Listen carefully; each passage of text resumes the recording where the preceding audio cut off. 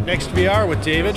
I'm a big fan of VR. I see it everywhere. I've got an Oculus at home. I've got Gear VR. I've been playing around with it a lot. There's lots of great games. There's lots of great photography. Video's been a bit of a challenge, though, to accurately get it good and not just look campy. And I see you guys have some great technology here at the Red booth. Tell us a little bit how you guys are taking a unique step towards video. Yeah, absolutely. So we have a technology that's based on a broadcast platform for stereoscopic 3D. So this company was formed some time ago in the mid-2000s for 3D broadcast, mostly for 3D television. So everything that we built for virtual reality, we built on top of a live stereoscopic broadcast platform. And our approach is a little different. Our cameras aren't just optical cameras. Have you seen the demo yet? No, I haven't. So it'll distinguish our product from maybe some other videos that you've seen in VR. Our cameras measure the depth of the environment, and then that is actually transmitted all the way to the device. So the geometry of the world and the video are presented. And so when you look around, you're actually looking around inside a representation of the world that the camera is in. We call it being stereo orthogonal. So the viewer is orthogonal to where the camera is. And it's a lot of technology and a lot of investment to make sure you feel like you are absolutely where the camera is located.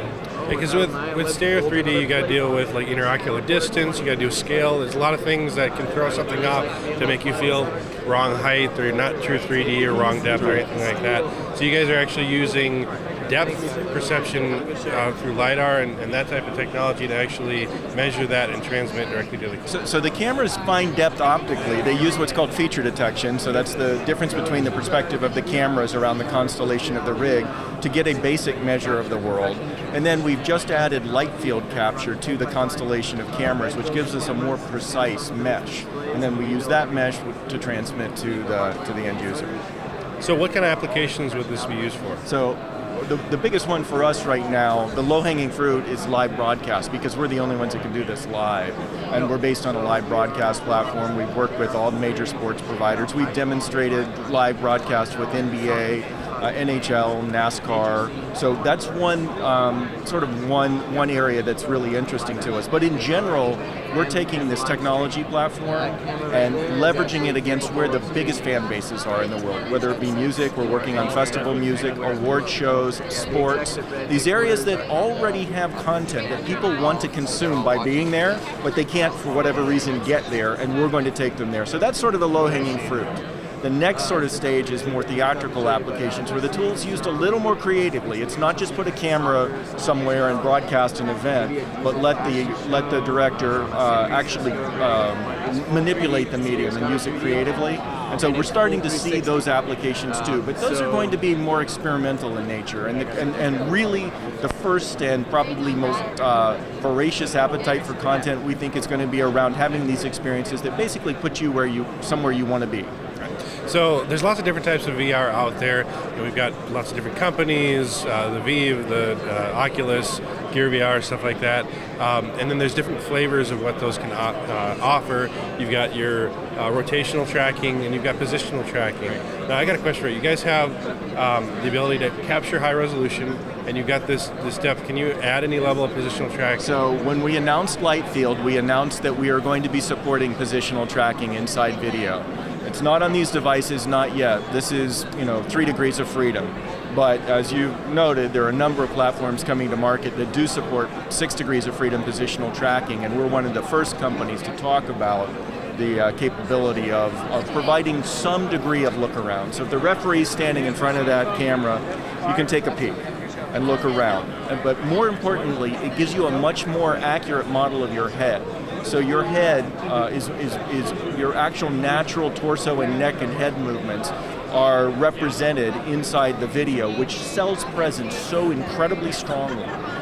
We think once you see it, it's going to set the bar. Well, it helps too with people that might suffer from motion sickness or VR sickness. A better head model definitely reduces issues with vestibular disparity. So it definitely improves the comfort of the experience, but it really sells presence. I mean, it moves very strong sense when you can shift your position in XYZ space and the world changes appropriately that, hey, I'm there, I'm where the action is.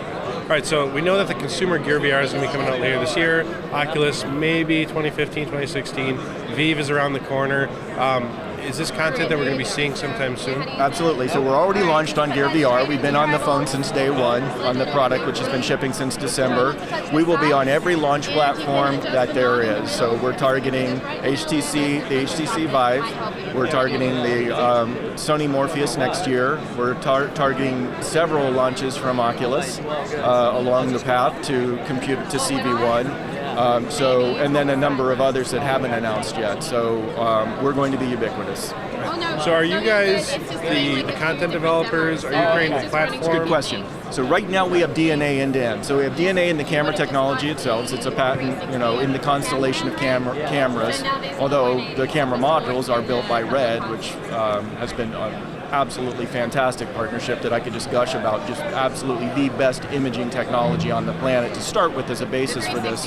It's our encoding technology. So this is patented encoding technology. It's been around since the mid-2000s that we're basing everything on. We have a transmission scheme that we own ourselves. It allows us to transmit a low-fidelity version of the full 360 environment, but send an enhancement layer based on where you're looking. So we don't waste bandwidth for the piece of the environment you're not looking at, which allows us to get the stream down to between 4 and 8 megabits a second on mobile platforms. And then ultimately it's our software running in the platform that receives our stream, receives the geometry and mesh, and builds the environment dynamically. So we have DNA across the value chain. Our business model is to take all of that and leverage it against bringing these massive fan bases to the market and participate in the upside, the back-end revenue. So in every case, with the case of our Coldplay partnership that's represented in the concert that's on the phone, in every case we participate in some way in the back-end monetization of the content. So for VR platforms, kind of the baseline's been 60 frames per second. We've seen 75. Sony Morpheus is aiming at 120. I know that kind of the Oculus goal is 90. Kind of that's the magical sweet spot. Not a lot of cameras can handle that. What are you guys aiming for in that? So it shouldn't conflate video refresh or video cadence with the actual renderer cadence, because they're two completely different things, right? So we're building a world that has all the nuance and occlusion in vector space, in the shader library, and then we're painting it with video. The cadence that we paint video into the world is totally divorced from the refresh rate of the device or the render speed.